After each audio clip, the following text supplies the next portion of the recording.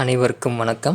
Welcome back to our TN வேலைவாய்ப்பு channel. இன்றைக்கி நம்ம வீடியோவில் என்ன பார்க்க போகிறோன்னு பார்த்தீங்கன்னா, அலுவலக உதவியாளர் வேலைவாய்ப்பு அறிவிப்பு அப்படின்றது வந்திருக்கு ஃப்ரெண்ட்ஸ். ஸோ அதை பற்றின டீட்டெயில் தான் இந்த வீடியோவில் பார்க்க போகிறோம். ஸோ வீடியோ ஸ்கிப் பண்ணாமல் கடைசி வரை முழுமையாக பாருங்கள். நீங்கள் எப்போ நம்ம சேனலுக்கு புதுசாக வரீங்க அப்படின்னா சப்ஸ்கிரைப் பண்ணாமல் பார்க்குறீங்கன்னா சப்ஸ்கிரைப் பண்ணிக்கோங்க ஃப்ரெண்ட்ஸ். இந்த வீடியோ பிடிச்சிருந்ததுன்னா ஒரு லைக் பண்ணிடுங்க. நீங்கள் போடக்கூடிய ஒவ்வொரு லைக் தான் வந்து எனக்கு அடுத்தடுத்து வீடியோ போடுறதுக்கு ஒரு சப்போர்ட்டாக இருக்கும். ஸோ இந்த வீடியோ பிடிச்சிருந்ததுன்னா ஒரு லைக் பண்ணிடுங்க ஃப்ரெண்ட்ஸ். உங்கள் ஃப்ரெண்ட்ஸுக்கும் ஷேர் பண்ணுங்கள். வாங்க இப்போ வீடியோக்குள்ளே போகலாம்.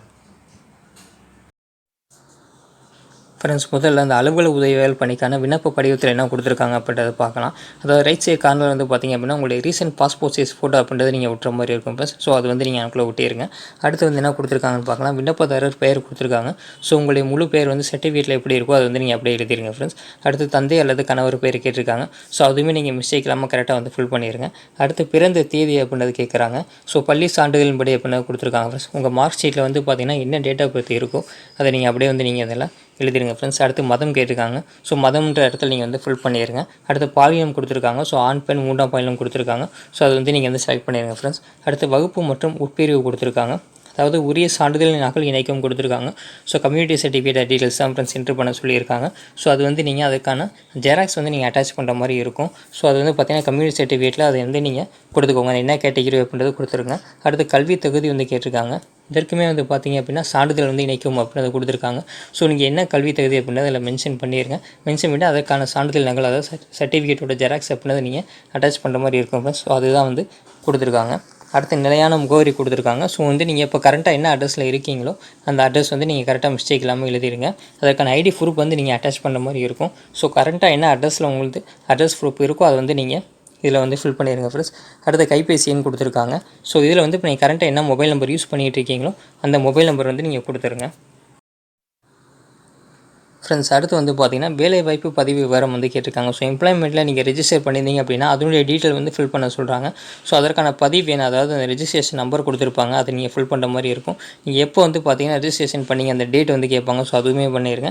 புதுப்பிக்கப்பட வேண்டிய நாள், அதுவும் நீங்கள் அதை ரினியூவல் பண்ண வேண்டிய நாள் ஆக்சுவலாக வந்து பார்த்திங்கன்னா ரினியூவல் பண்ணியிருப்பீங்க. ஸோ அந்த டீட்டெயில் எல்லாமே ஃபில் பண்ணுற மாதிரி இருக்கும் ஃப்ரெண்ட்ஸ்.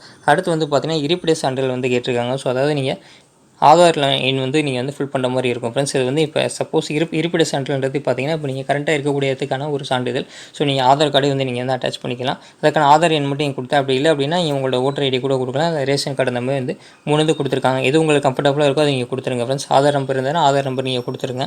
இல்லை ஓட்டர் ஐடினா ஓட்டர் ஐடி கூட நீங்கள் கொடுத்துக்கலாம் ஃப்ரெண்ட்ஸ். ஒன்றும் ப்ராப்ளம் இல்லை. அடுத்து என்ன கொடுத்துருக்காங்கன்னு பார்க்கலாம். தற்போது பணிபுரியும் விவரம் வந்து கொடுத்துருக்காங்க. ஸோ நீங்கள் வந்து கரெக்டாக இப்போ ஒர்க் பண்ணிகிட்டு இருந்தீங்க அப்படின்னா நீங்கள் என்ன கம்பெனியில் ஒர்க் பண்ணீங்க டீட்டெயில் வந்து ஃபில் பண்ணுற மாதிரி இருக்கும். அதுக்கான அந்த நீங்கள் சர்டிஃபிகேட் வந்து அட்டாச் பண்ணுற மாதிரி இருக்கும். சப்போஸ் நீங்கள் வந்து ஒர்க் பண்ணலை அப்படின்னா அது வந்து நீங்கள் வந்து பிளாங்காக விட்டுறேன் ஃப்ரெண்ட்ஸ். ஒரு ஹைஃபன் மாதிரி மட்டும் போட்டுருங்க சப்போஸ் அப்படி இல்லைன்னா. அடுத்து வந்து என்ன சொல்லுங்கள், உறுதிமொழி கொடுத்துருக்காங்க. அதை படித்து கீழே வந்து விண்ணப்பதாரின் கையொப்பம் அப்படின்றது கொடுத்துருக்காங்க. ஸோ உங்களுடைய சைன் அப்படின்றது நீங்கள் வந்து பண்ணுற மாதிரி இருக்கும் ஃப்ரெண்ட்ஸ். இதான் கொடுத்துருக்காங்க. அடுத்து என்ன கொடுத்துருக்காங்க அப்படின்னு பார்த்தீங்கன்னா குறிப்பு வந்து கொடுத்துருக்காங்க. ஸோ என்ன கொடுத்துருக்காங்கன்னு பார்க்கலாம். விண்ணப்பதாரர் வந்து இந்தியராக இருத்தல் வேண்டும் அப்படின்னு கொடுத்துருக்காங்க. விண்ணப்ப படிவம் சரியான தகவல்களுடன் முழுமையாக பூர்த்தி செய்யப்பட வேண்டும் சொல்கிறாங்க. ஸோ வந்து நீங்கள் கரெக்டாக வந்து ஃபில் பண்ணுற மாதிரி இருக்கும். இது மிஸ்டேக் இல்லாமல் ஃபில் பண்ணுங்கள். அடுத்து வந்து பார்த்திங்கன்னா சப்போஸ் அப்படி நீங்கள் வந்து கரெக்டாக வந்து நீங்கள் ஃபில் பண்ணாமல் இருந்தது சப்போஸ் வந்து பார்த்திங்கன்னா மிஸ்டேக்காக இருக்குது அப்படின்னா அந்த விண்ணப்பங்கள் வந்து நிராகரிக்கப்படும் அப்படின்னு கொடுத்துருக்காங்க. அடுத்து நேர்காணலின் போது 8ஆம் வகுப்பு தேர்ச்சி பெற்றதற்கான சான்றிதழ் மற்றும் இதர அசல் சான்றிதழ்கள் வரப்பெற வேண்டும் அப்படின்னு சொல்லி கொடுத்துருக்காங்க. ஸோ அவங்க இன்டர்வியூக்கு வந்து கால் ஃபார் பண்ணுறப்ப நீங்கள் உங்களுடைய ஒரிஜினல் சர்டிஃபிகேட் வந்து எடுத்துகிட்டு போகிற மாதிரி இருக்கும் ஃப்ரெண்ட்ஸ். ஸோ அதுதான் வந்து 3வது பாயிண்டில் வந்து சொல்லியிருக்காங்க. அடுத்து என்ன சொல்லியிருக்காங்கன்னு பார்க்கலாம் ஃப்ரெண்ட்ஸ். அடுத்து என்ன சொல்லியிருக்காங்கன்னா மதிப்பெண் சான்றிதழ், வயது, இனம் மற்றும் இதர சான்றிதழின் நகல்களில் சுய சான்றப்பமிட்டு விண்ணப்ப பரிவர்த்தனை அனுப்ப வேண்டும் சொல்லியிருக்காங்க. ஸோ நீங்கள் வந்து பார்த்திங்கன்னா என்னென்ன ஜெராக்ஸ் வந்து அட்டாச் பண்ணுவீங்களோ அதில் உங்களுடைய சைன் வந்து நீங்கள் போட்டு அனுப்பணும் அப்படின்ற டீட்டெயில்ஸ் வந்து கொடுத்துருக்காங்க ஃப்ரெண்ட்ஸ். விண்ணப்பங்கள் அனுப்ப வேண்டிய கடைசி நாள் வந்து பார்த்திங்கன்னா 30/9/2024 மாலை 5:45 மணிக்குள் நீங்கள் அனுப்பணும் அப்படின்ற சொல்லியிருக்காங்க. ஸோ அதான் வந்து 30/9/2024 ஃப்ரெண்ட்ஸ். இந்த மாதம் 30ஆம் கடைசி தேதியாக இருக்குது. ஸோ அந்த டேட்குள்ளே நீங்கள் வந்து அந்த அப்ளிகேஷன் அப்படின்றத நீங்கள் அனுப்பிடுங்க. அதுக்கப்புறம் வந்து நீங்கள் அனுப்பினீங்க அப்படின்னா ஏற்றுக்கொள்ளப்பட மாட்டாது அப்படின்னு கொடுத்துருக்காங்க. நேர்காணலுக்கு அழைக்கப்படும் விண்ணப்பதாரர்களுக்கு பயணப்படி அகவலைப்படி அளிக்கப்பட மாட்டாது அப்படின்னு சொல்லியிருக்காங்க ஃப்ரெண்ட்ஸ். அடுத்து என்ன சொல்லியிருக்காங்க, பூர்த்தி செய்யப்பட்ட விண்ணப்பங்கள் பதிவு அல்லது விரைவு தபால் மூலம் மட்டுமே அனுப்பப்பட வேண்டும் சொல்கிறாங்க. நேரிலோ அல்லது அலுவலகத்தில் சமர்ப்பிக்கப்படும் விண்ணப்பங்கள் ஏற்றுக்கொள்ளப்பட மாட்டாது அப்படின்னு சொல்லியிருக்காங்க ஃப்ரெண்ட்ஸ். ஸோ வந்து பார்த்தீங்கன்னா நீங்கள் ரிஜிஸ்டர் போஸ்ட்லாம் அனுப்புகிற மாதிரி இருக்கும். ஸோ அதுவுமே வந்து நீங்கள் செக் பண்ணி பார்த்துக்கோங்க ஃப்ரெண்ட்ஸ். இதான் கொடுத்துருக்காங்க. ஸோ இப்போ நோட்டிஃபிகேஷன் என்ன கொடுத்துருக்காங்க அப்படின்றது பார்க்கலாம் ஃப்ரெண்ட்ஸ் நோட்டிஃபிகேஷன் பொறுத்தளவு பார்த்தீங்கன்னா ஈரோடு மாவட்டத்திலேருந்து இந்த பார்த்தீங்கன்னா அலுவலக உதவியாளர் அப்படின்ற அந்த காலி பணியிடம் இருக்குது அப்படின்றத கொடுத்துருக்காங்க ஃப்ரெண்ட்ஸ். ஸோ அதான் கொடுத்துருக்காங்க. ஈரோடு மாவட்டம் குற்ற வழக்கு தொடர்புத்துறை உதவி இயக்குனர் அலுவலகத்தில் காலியாக உள்ள ஒரு அலுவலக உதவியாளர் பணியிடத்தை நிரப்பும் பொருட்டு தகுதியான நபர்களிடமிருந்து 30/9/2024 மாலை 5:45 மணி வரை விண்ணப்பங்கள் வரவேற்கப்படுகின்றன அப்படின்னு கொடுத்துருக்காங்க. ஸோ கடைசி தேதி 30/9/2024 ஃப்ரெண்ட்ஸ் நம்ம ஏற்கனவே பார்த்தது தான். அது அலுவலகம் கொடுத்துருக்காங்க. ஸோ அடுத்து வந்து பார்த்திங்கன்னா எவ்வளோ வேக்கண்ட் இருக்குது, என்ன கொடுத்துருக்காங்க அப்படின்றது பார்க்கலாம். அடுத்து பணியின் தன்மை என்ன சொல்கிறாங்க அப்படின்னா, அரசு விதிகளின்படி ஈரோடு மாவட்டம் குற்ற வழக்கு தொடர்பு உதவி இயக்குனர் அலுவலகத்தில் உதவி இயக்குனர் அவர்களுக்கும் அலுவலர்களுக்கு அடிப்படை பணிகளை மேற்கொள்வதில் உதவி செய்தல், அலுவலக நடைமுறை பணிகள் உதவிடுதல் அப்படின்ற மாதிரி கொடுத்துருக்காங்க. ஸோ அதாவது ஜாப் நேச்சர் வந்து கொடுத்துருக்காங்க ஃப்ரெண்ட்ஸ். ஸோ அதுதான் வந்து இதில் டீட்டெயில்ஸ் வந்து கொடுத்துருக்காங்க. இதற்கான சம்பளம் பார்த்திங்க அப்படின்னா 15,700 58,100 வரை இருக்கும். அதாவது பார்த்திங்கன்னா நிலை 1 அப்படின்ற விதத்தில் இருக்கும் அப்படின்றது கொடுத்துருக்காங்க ஃப்ரெண்ட்ஸ். செக் பண்ணிக்கோங்க.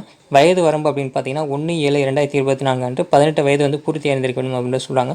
ஸோ 1/7/2024 அப்போ பார்த்தீங்கன்னா உங்களுக்கு வந்து 18 வயசு அப்படின்றது கம்ப்ளீட் ஆகிருக்கணும் அப்படின்னு சொல்கிறாங்க ஃப்ரெண்ட்ஸ். அதிகபட்சமாக என்ன கொடுத்துருக்காங்க அப்படின்னு பார்க்கலாம். 1/7/2024 பிரகாரம் வயது வரும்னு பார்த்தீங்கன்னா நீங்கள் பொது பிரிவினராக இருக்கீங்க, ஜென்ரல் டர்னில் இருக்கீங்க அப்படின்னா 32 வயது இருக்கலாம் அப்படின்றது சொல்கிறாங்க. பிற்படுத்தப்பட்ட வகுப்பு, அதாவது பார்த்திங்கன்னா பிற்படுத்தப்பட்ட வகுப்பு முஸ்லீம், மிகவும் பிற்படுத்தப்பட்ட வகுப்பு அதாவது BC, BCM, MBC and DNC கொடுத்துருக்காங்க. மேக்ஸிமம் வந்து 34 வயது வந்து கொடுத்துருக்காங்க. அதே மாதிரி பார்த்திங்கன்னா ஆதி திராவிடர், எஸ்சி, பழங்குடியினர், எஸ்டி மற்றும் ஆதரவற்ற உதவி பிரிவினர் அனைத்து வகுப்பினருக்கும் வந்து பார்த்திங்கன்னா 37 வயது வந்து கொடுத்துருக்காங்க ஃப்ரெண்ட்ஸ். ஸோ வந்து காலி பணியிடங்கள் வந்து ஒரு வேக்கண்ட் இருக்குது அப்படின்றத கொடுத்துருக்காங்க. ஸோ அதை நீங்கள் வந்து செக் பண்ணி பார்த்துக்கோங்க. நீங்கள் எலிஜிபிலிட்டியாக இருந்தீங்க அப்படின்னா நீங்கள் அப்ளை பண்ணிக்கலாம் ஃப்ரெண்ட்ஸ். ஸோ அடுத்து வந்து பார்த்திங்கன்னா இடஒதுக்கீடு கொடுத்துருக்காங்க. அரசு விதிமுறையின்படி நடைமுறைப்படுத்தப்படும் அப்படின்னு சொல்கிறாங்க. இதுக்கான கல்வி தகுதின்னு பார்த்தீங்கன்னா 8ஆம் வகுப்பு தேர்ச்சி பெற்றிருந்தாலும் போதுமானது அப்படின்னு சொல்லியிருக்காங்க. அதாவது விண்ணப்பங்கள் வந்து நீங்கள் அனுப்ப வேண்டிய முகவரி கொடுத்துருக்காங்க ஃப்ரெண்ட்ஸ். உதவி இயக்குனர் குற்ற வழக்கு தொடர்புத்துறை மாவட்ட ஆட்சியர் அலுவலகம் 7வது மாடி ஈரோடு மாவட்டம். பின்கோடு வந்து பார்த்திங்கன்னா 63801 அந்த டீட்டெயில்ஸ் வந்து கொடுத்துருக்காங்க ஃப்ரெண்ட்ஸ். ஸோ வந்து 30/9/2024 வந்து நீங்கள் பார்த்தீங்கன்னா அந்த அப்ளிகேஷன் வந்து நீங்கள் வந்து அனுப்புகிற மாதிரி இருக்கும் ஃப்ரெண்ட்ஸ். அதாவது பார்த்தீங்கன்னா ரெஜிஸ்டர் போஸ்ட்டில் அனுப்புகிற மாதிரி இருக்கும். ஆல்ரெடி நம்ம பார்த்துருந்தோம். அடுத்து என்ன கொடுத்துருக்காங்கன்னு பார்க்கலாம். பணி நியமனம் முற்றிலும் தற்காலிகமானது. மேற்கண்ட நியமனத்திற்கான நேர்காணலை ஒத்திவைக்கவோ நியமன அறிக்கையை எவ்வித முன்னறிவிப்புமின்றி ரத்து செய்யவோ ஈரோடு மாவட்ட குற்ற வழக்கு தொடர்புத்துறை உதவி இயக்குநர்களுக்கு முழு அதிகாரம் உள்ளதுன்னு சொல்கிறாங்க. மேலும் தேவைப்படும் தேர்வர்களுக்கு எழுத்து தேர்வும் நடத்தப்படும் அப்படின்றத சொல்கிறாங்க ஃப்ரெண்ட்ஸ். ஸோ வந்து பார்த்திங்கன்னா ரிட்டன் எக்ஸாமினேஷனும் வந்து தேவைப்பட்டால் கண்டக்ட் பண்ணுற மாதிரி இருக்கும் அப்படின்னு சொல்கிறாங்க. இதுவும் தெரிவிக்கப்பட்டுள்ள விண்ணப்பதாரர்களுக்கான அறிவுரைகளை தவறாக பின்பற்ற மாதிரி கேட்டுக்கொள்ளப்படுதுன்னு சொல்கிறாங்க ஃப்ரெண்ட்ஸ். ஸோ இதுக்கான நோட்டிஃபிகேஷன் லிங்க் வந்து பார்த்திங்கன்னா நான் வந்து டிஸ்கிரிப்ஷனில் கொடுத்துருக்கேன். நீங்கள் டவுன்லோட் பண்ணிவிட்டு செக் பண்ணிக்கோங்க ஃப்ரெண்ட்ஸ். Okay, thank you.